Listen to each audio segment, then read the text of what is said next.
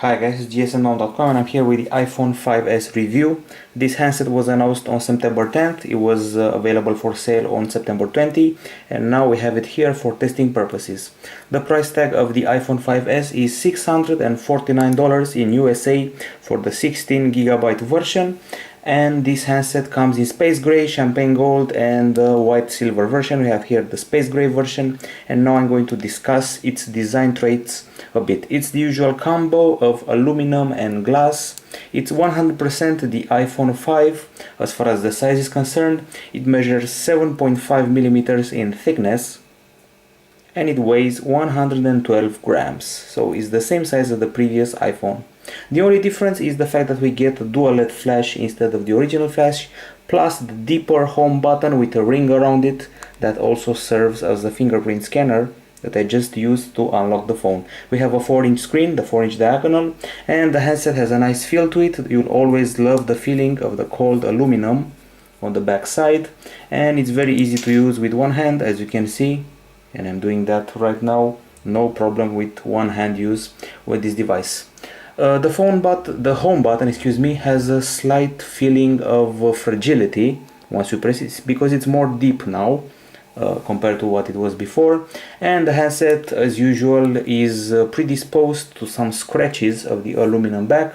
Overall it's a compact phone, it's easy to carry around, and at the top we have the on-off button. Here at the bottom we have the audio jack, the speakers, the lightning port, and of course a microphone. And on the sides we have the volume buttons and the mute lock, and on the other side we have the nano SIM tray. Here up front we have the home button, obviously, the earpiece with the FaceTime HD camera on top of it. At the back we have a camera, the secondary microphone, and the dual LED flash. And by the way, on the upper front side we have a third microphone, so there are 3 microphones here. Overall the design is premium, but there is no big evolution compared to the iPhone 5.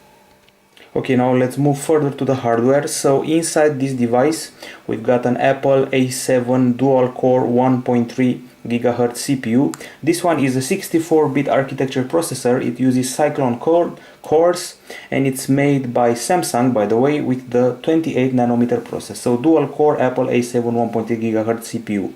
On the GPU side we have a PowerVR G6430. It's a quad-core Series 7 GPU, in case you're wondering, and this GPU supports OpenGL 3.0, DirectX 10.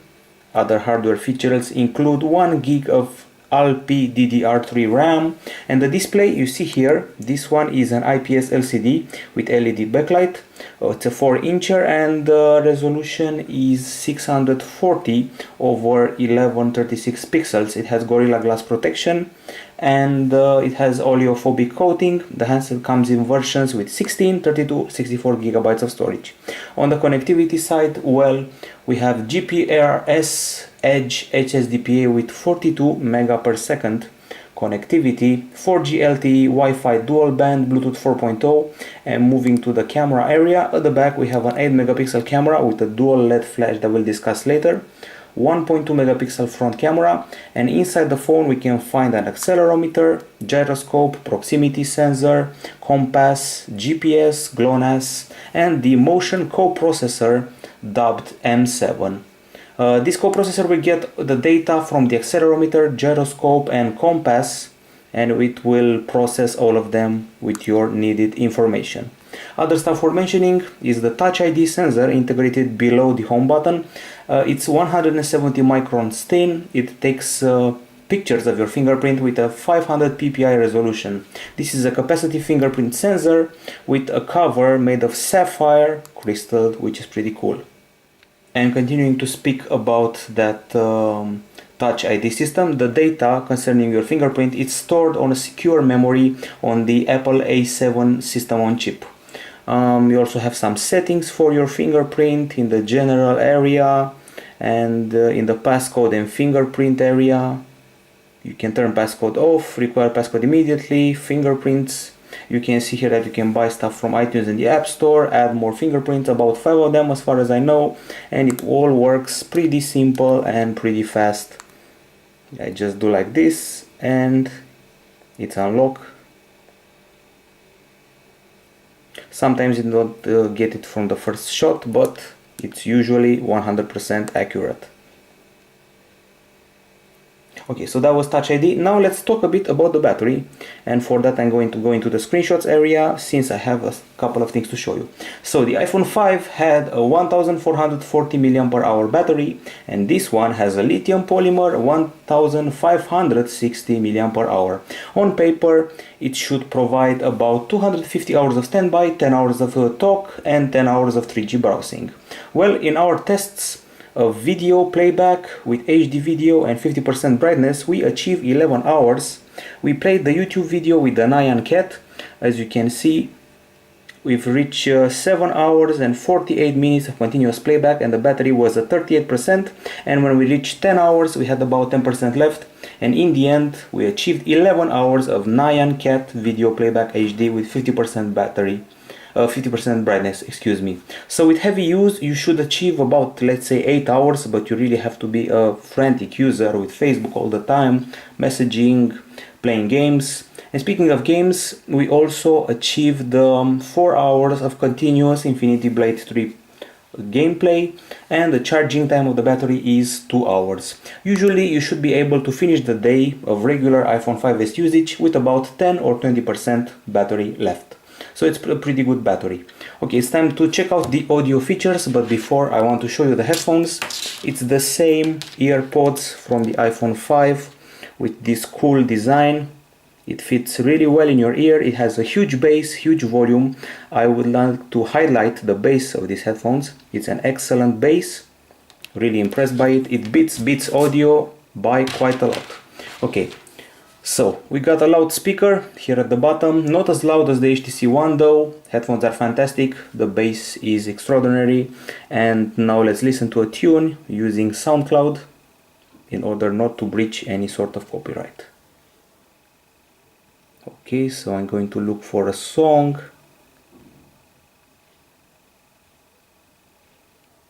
Okay, here we go.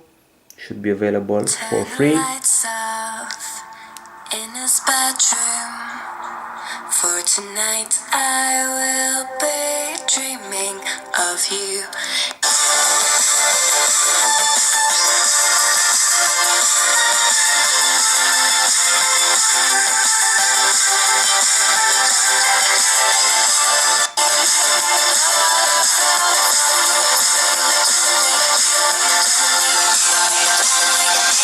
The speakers are here.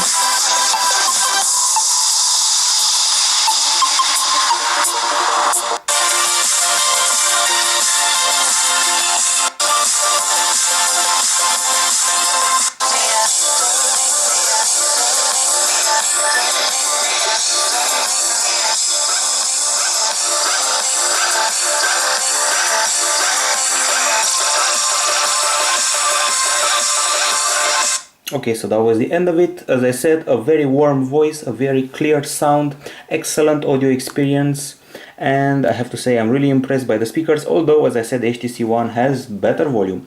And I want to show you the music player with its minimalistic interface. Let's turn the volume all the way down because we have some original deadmau5 content here. And here's the tune playing. This is the new interface available with the new music player. You can shuffle, you can repeat. This is how you show your music. Okay, I want to say yet again that I'm impressed by the clarity, by the bass, and last year I said that the iPhone 5 vibrates in the lower area when you turn up the music to the maximum. Well, that problem is gone, which is good news. And in case you're wondering about iTunes Radio, in my country this is not available, but at least in US it's available, that feature. Overall, it's pretty much the same audio experience as the iPhone 5, which is a pretty pleasing one. Okay, now as far as the screen is concerned, we have here a 4-inch Retina screen with an aspect ratio of 16:9. It's an IPS LCD with a resolution of 1136 over 640 pixels. And I'm going to use YouTube to play a trailer to you.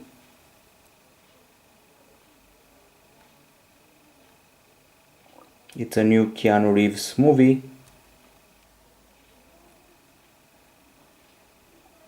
And here we go, official trailer coming your way to showcase the features of the screen. 4-inch Retina screen, the same as the iPhone 5.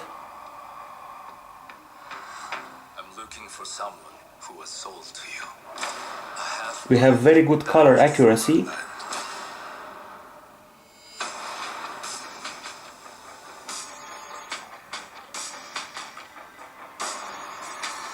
We also have good viewing angles.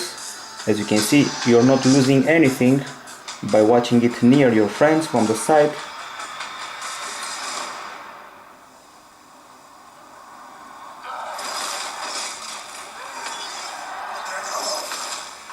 By the way, this display behaves quite admirably in full sunlight, unlike some other phones out there. The colors really jump at you. We have a much thinner panel than the predecessors. And if you want to talk about figures and technical data, we used a special lux meter on the screen and we achieved 420 lux units on white and 0 lux units on black, which is excellent. The HTC One achieves 500 lux units and the Galaxy S4 200 lux units, so this one is almost twice as bright as the Galaxy S4. The pixels of the screen are shown on the microscope to be striped RGB pixels, and by the way, the contrast is very good, so the screen is very good. The brightness especially stands out, and the view angles and colors are vivid. There is no oversaturation here, so no problem whatsoever with the screen. Apart from the size, people may want a bigger screen by now. Okay, time for that part of the review where we talk about the camera. So we're dealing with an 8 megapixel sensor right here at the back with a size of 1/3 of an inch and the pixel size of 1.5 microns. The HTC One offers pixel sizes of 2 microns. The focal length of the camera is 4.12 millimeters and the aperture of the camera is f2.2. We're playing with a little toy here, taking a picture. As you can see, the shutter is very fast. And other stuff we're mentioning is that the pictures are taken with a resolution of 3264 pixels over 2448 pixels. The handset doesn't come with optical stabilization, in case you're wondering. And it has electronic stabilization instead. Some effects shown to you right here. The capture is very fast, as I said earlier. You basically press the shutter and the picture is already there. There is no shutter delay. We also have burst capture that can get you up to 999 pictures, and the speed is 10 frames per second. And I'm willing to show you one of my burst captures, provided that I find it. I have a lot of albums in here. Camera roll. They should be listed under a special name, allowing you to choose your favorites among the captures. So we should get the burst captures here somewhere.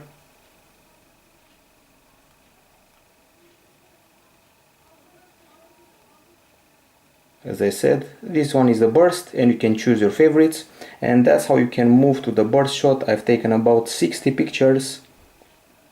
And as I said, you can choose your favorites, which works just fine when you have to choose a person smiling from a group. Now I want to talk a bit about the flash. We have a new generation flash. It's a dual LED flash.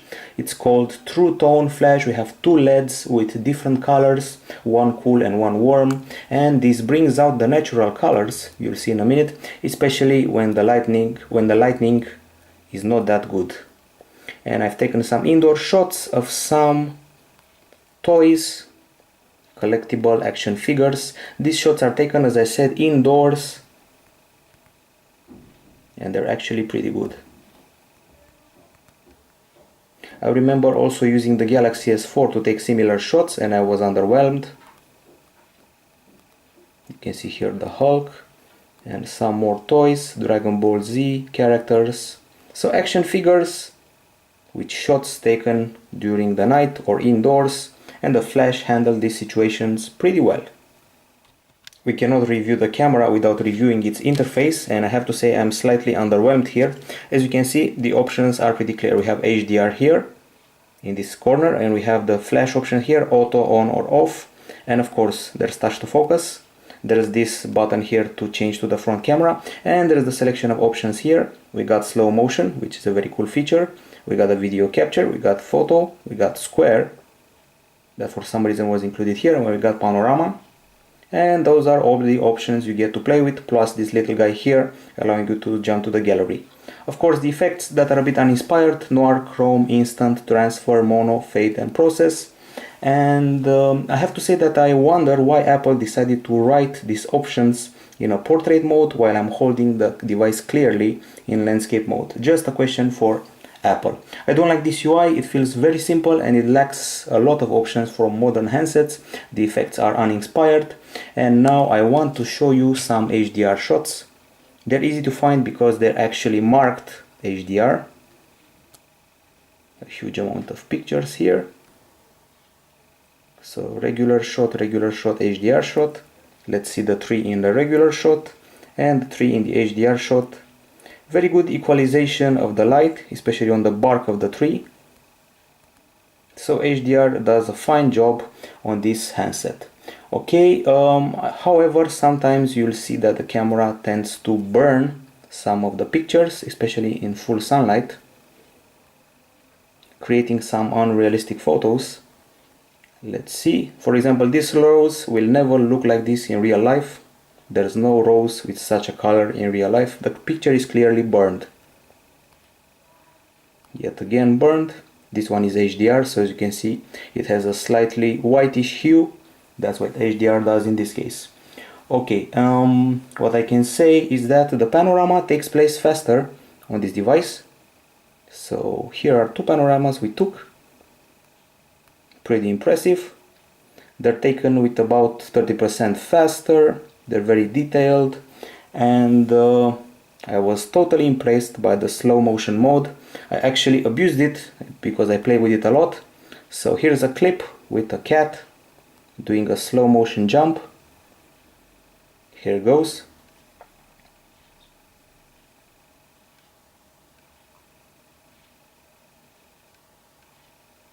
It takes a while because it's slow motion after all. The jump of the cat took 1 second, but in the video it's much longer. You're going to see it in the full review. Here goes nothing. And another slow motion videos that I like a lot because of the fact you can hear the horses trotting. Let's see it. Here it is.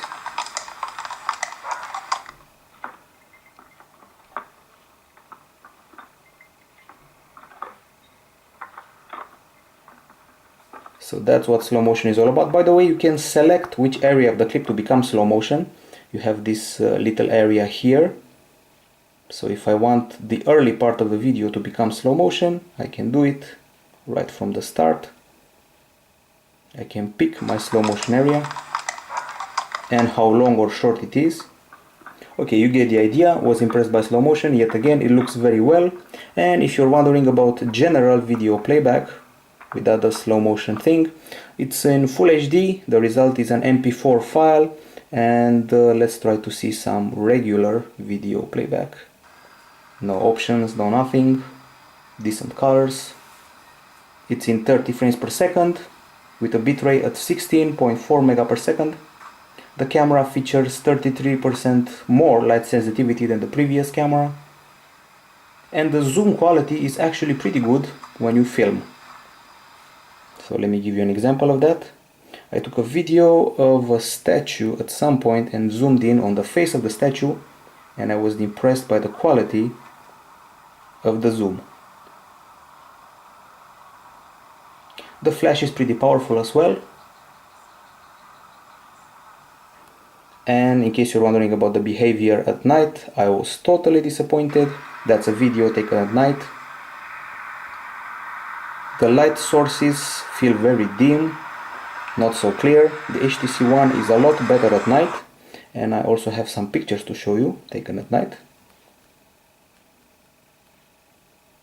So, picture at night, yet another one. When it meets light sources, the camera doesn't handle them pretty well.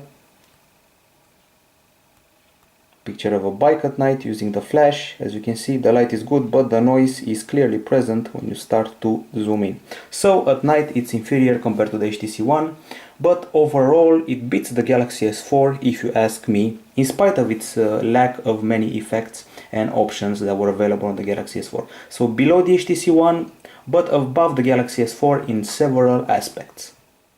Okay, now let's talk a bit about the benchmarks. So we have a screenshots area here, as you can see, and we've analyzed the device in 3D Mark, among others. And first we took the regular Ice Storm benchmark. As you can see, it's maxed out. Then we tried the Ice Storm Extreme with an impressive score of 9,091 points.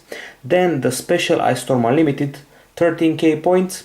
By the way, the HTC One achieves 10,000 points and the Galaxy S4 9,900 points, so this one beats them. We move further and we skip a few benchmarks to go straight to Browser Mark, a huge score. Browser Mark 2.0, 3,578 points, and that's 1,000 more than the Galaxy S4 and the HTC One. Very impressive. We go back to the Geekbench 3 score. So here in the single core test, the iPhone 5s scores 1,410 points, while the iPhone 5 scores 700 points, so double the amount of points. The HTC One scores 500 points and the Galaxy S4 667 points. In the Geekbench 3 multi-core, we scored 2,563 points, while the iPhone 5 scored 1,300.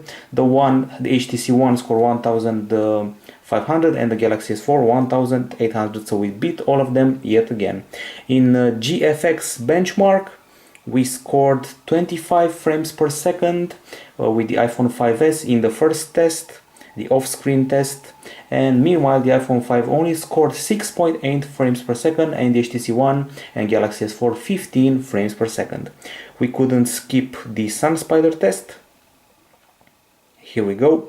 473.2 milliseconds, and the lower the better. The iPhone 5 scored 700 points, HTC One 1100 and the Galaxy S4 1200. The lower the better. So in all the benchmarks, the iPhone 5s really kicks the competition, sometimes with double scores. One last thing, we also took the Linpack benchmark, in which we scored 973.62 mFlops per second. And in case you're wondering, this is the iPhone 5s score, while the Galaxy S4 scored 700 mFlops per second and the HTC One 600 mFlops per second. We're done with benchmarks. Let's talk a bit about temperature.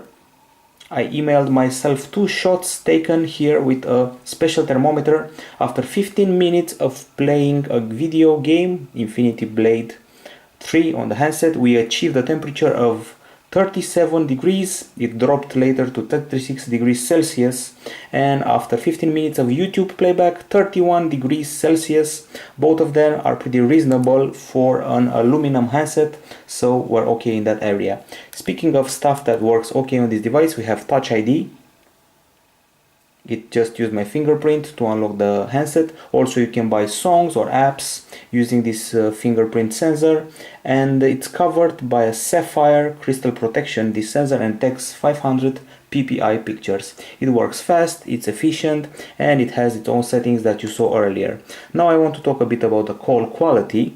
Here's a list of contacts and here's the dialer. The call quality, well, there's actually an interesting phenomenon going on here. Once you call a person, the signal on the phone actually increases a bit. I experienced that a bunch of times, and I actually spoke with someone who was on an airport, and I heard the person very crisp, very clear. After all, the phone has 3 microphones, one on the top, one at the bottom, and one between the camera and the flash.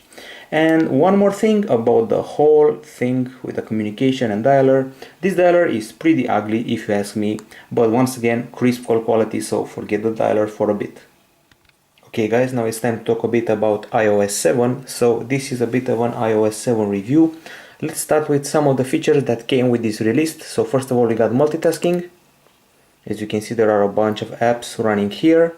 This is the list of apps shown as previews, and in order to close them down, we're going to swipe up, as you can see here. By the way, you can actually swipe in groups, so swipe 2 of them and they're gone, which is another cool feature. So basically that's the new multitasking system that comes with iOS 7. Double tap the home button and then you swipe at the top. In case you're wondering, iOS 7 came as an update on September 18th. available on compatible devices. The interface change is obvious. The look has been more flattened. We got new transitions, new effects, new icons. We even have new ringtones and new transparency effects, and all of them can be set up from here. You can hear the sound here, and here's the default ringtone. That's what the handset will sound like when you're getting a call. And now you have a control center. You can swipe it from the bottom to the top. This one includes toggles for airplane mode, Wi-Fi connectivity, Bluetooth, do not disturb mode, screen rotation, the brightness, the control for the player, some airdrop features, plus this flashlight feature, timer feature, and the calculator and photo taking feature. So that's what the control center is all about: a quick access to the main features of the device and their activation and deactivation. By the way, with iOS 7 came airdrop availability on the handset. There's also a change for Siri. We have new voices for Siri, a male voice for example. It now integrates Bing, it integrates Wikipedia and Twitter. Tweets about iPhone. Checking Twitter. I found some tweets. So a lot of tweets about the iPhone. Check my voicemail. You don't have any voicemail? iPhone on Wikipedia. Here is what I found. Search iPhone on Bing. My web search turned this up. So that's pretty much some of the things that you can do with the new version of Siri that, by the way, has left beta phase. It's now full-fledged Siri. Okay, Safari has also been improved, and let's access our website, which is gsmdom.com. Here we go. Very fast loading time. You already saw the benchmark for the website. You already know it's fast. Smooth scrolling. What I don't like about this new Safari is the look of these icons at the bottom. It made me feel like we're back in the early days of HTML, frankly speaking. And at least the website is shown in a nice way. What I like about the browser is the fact that when I start scrolling, you'll see that the address bar gets smaller and the options at the bottom disappear in order to leave more room for you to browse around. What I can say is that these options are quite ugly, but not exactly ugly is the tab system, a 3D tab system that actually looks kind of cute, with an X here to close the page, a private mode, and stuff like that. I have to say that the 3D tabs are a nice touch, and there's also an option for sharing stuff on Message, Mail, Twitter, Facebook. You can bookmark stuff, add to your reading list, you can copy and print stuff.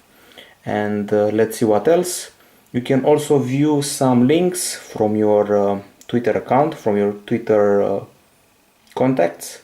You can open the sites that they shared straight in your browser, which is yet another useful feature. So that's about it about the new Safari. I dislike this area here, but I like the 3D tabs. I like its speed and the fact that you get more viewing space once you start browsing. Another change is in the gallery area. You can now view photos by year, by address. That's not exactly a change. The interface is rather changed. Yet again, minimalistic, organized in collections, by area, by time of date. There is also the ability to create a stream that other persons can view, can comment upon, or can post photos into your stream. Another feature that comes with iOS 7 is iTunes Radio, but that one is available in USA and not in my country. Now that you saw the control center, I might also show you the notification center that pretty much speaks for itself. Here you can view all the notifications from the apps and services you have on your device, with the sections being Today, All, and Missed. And today we'll show you the weather, birthdays, stocks, and other events. And by the way, you can view both the control center and the notification center straight from the lock screen, like this and like this. So you won't even have to access your phone to start viewing the important information. So this is the area where you can find all the notifications from your apps, and you probably know what to expect here if you've ever seen a modern phone before. Okay, now I want to show you the brand new App Store. It's now with a more aired look, a cleaner look. We got top charts, we got near me, popular apps in my area, option to search. And since I mentioned search, I forgot something in Safari. The address bar here is also a search bar, which is a cool feature. Okay, we're done with the App Store. I must say that iOS 7 uses dynamic wallpapers, which is another novelty. You can see here, these are the dynamic wallpapers you can choose from. You won't find a lot of variety, but the wallpapers are pretty and the dynamic one is kind of cool. I'm using one for the lock screen. That's dynamic wallpaper. People say it has been stolen from Android because it resembles one of the older wallpapers. That one that came with the Galaxy Nexus, if I'm not mistaken. And let's see what we can do here. So in the home screen you can swipe while keeping the screen pressed in order to trigger the search. By the way, the virtual QWERTY keyboard on the device is quite comfortable in spite of the 4-inch diagonal. Now there's iCloud photo sharing. You can create a stream, add comments, share with other people. We have new fonts and icons all over the place, and now the folders can hold more apps than before. You can see here you can actually add, if I'm not mistaken, an unlimited number of apps. Overall, frankly speaking, I miss iOS 6 if you ask me. I find iOS 7 to be a bit childish, a bit too colorful, and on a practical level, not much has changed. However, it's very fast. You can see that, and I'm sure that all the devices that have this iOS 7 installed are faster now.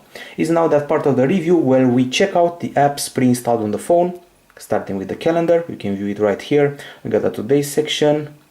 We got a variety of calendars synced with a variety of accounts, including Google accounts.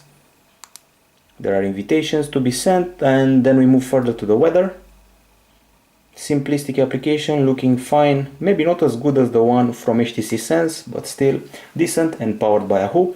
Then comes the clock, that includes an alarm, a stopwatch, timer, and a world clock. Following the clock, we've got notes, pretty much speaks for itself. It's a note-taking application that will allow you to buy milk. I'm not sure if you can sync this to other devices, but maybe you can, so that would be nice to find that on your iPad so you won't forget. We also have reminders here. Reminder to wake up. You can edit stuff and you can add new things so you won't forget what you're supposed to do. And then we got stocks that are also integrated into the notification area. Then we got the game setter, also revamped. You can see here your avatar, your list of friends, the games you've played and your achievements so far, the challenges you're part of, and the turns that you're taking in various games.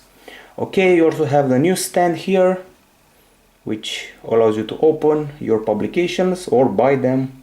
A variety of news. You have OK Magazine, Music Week, Rolling Stone Magazine, Cosmopolitan, and all that. Here are the categories. And if you actually were to start reading something, this is the New York Times, a free edition. This is how you enter an article. You can subscribe. You can also share the article. And that's how you read the press on your iPhone 5S. We move even further to the iTunes Store. This is where you buy your tunes, your songs. We got a genius feature here. We got tones, search, and the main area with music, new albums, the main albums, recent albums, and then iTunes Festival, plus price reductions and special offers. And then comes Passbook, an app you already know, allows you to go to the movies, store flight tickets here, and many more.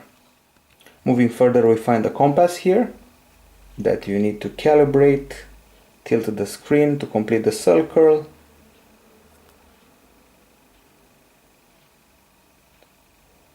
And it's calibrated now. That's an interesting animation for the compass. And moving even further, we can find the settings area with a lot of settings, and I really mean a lot. You find cellular settings, carrier settings, you find the notification center settings here with today's summary and stuff to include, including all the apps. You find control center settings, general settings with a huge amount of variety, settings for Siri, voice feedback, passcode and fingerprint settings, you already saw that earlier in the review, keyboard settings. So you could spend hours in this settings area and still find something new, privacy, and you can also change the look of your device if you want, and the look of the iOS experience if you want. That's accessibility. You can do some voiceover, zoom, invert colors for a crazy color twist. It really feels weird, like an album cover from back in the days. Larger text, increased contrast, and many other features. Okay, and then we get the extras that are the contacts and calculator, and voice memos, an application that allows you to record your own voice and remind you of stuff. It's that time in the review again where we list the pros and cons of the iPhone 5S. Of course, on the pro side we have the design, premium design, glass and metal. It doesn't get hot. You saw the temperature earlier, about 36-37 degrees maximum. We got excellent audio both in headphones and in the speakers here. It's not on the level of the HTC One, but still it's an excellent volume, excellent bass and good voice clarity. By the way, we have an excellent screen when it comes to the brightness, when it comes to the colors and viewing angles, although I would have liked it to be just a bit bigger. We got good video capture when it comes to the camera. We're actually pretty happy with the quality of the videos we captured, and I like the slow-mo mode. I quite abuse it, made a lot of slow motion videos. We have fast panorama. We've got once again excellent audio and excellent audio quality while chatting with people on the phone, even in areas with a lot of traffic and a lot of noise like airports. We have good battery. It's improved compared to the iPhone 5. We had improved standby times, which was always a complaint of people who used iPhones. They complained that the iPhone ate a lot of battery while doing nothing. This problem is solved. We got excellent speed and excellent benchmarks. On the con side, the price, once again high for the premium device. The screen size could have been just a bit bigger. That's what people want, bigger screens. The camera features leave a bit to be desired. We want more features, more variety, and we didn't even like the effects. We wanted more effects, maybe some vignettes, some sepia, some stuff like that. The low light camera capture was a total disappointment. It's miles away from the HTC One. There is too little improvement compared to the iPhone 5 if you ask me. iOS 7 doesn't feel right yet, and the fact that the options in the camera UI remain in portrait while the phone is in landscape tends to bug me. The only time I actually found some lag on this phone was when I uploaded a video to YouTube, so yes, you can trigger some lag on this phone. By the way, TouchID feels like a gimmick on this device, and the fact that the home button is now deeper doesn't quite please me. And overall the camera doesn't quite impress. So let's give it some grades. A 9.7 for design. We're impressed by the design. If you discount the deeper home button, it should be a 10, so 9.7 out of 10 for design. A 9 for hardware. It loses points here in the camera area just a little bit, maybe the screen because it's not big enough. And for the operating system and user interface, you probably figured out already that we're not big fans of it. It gets an 8 out of 10. Final grade for the iPhone 5S, it's a 8.9 out of 10 from gsm.com. And we frankly are not impressed with this update of the iPhone 5, but still it remains a premium phone, and if you haven't bought an iPhone for let's say 3 years, this may be the device for you. That's it from gsm.com. Bye bye.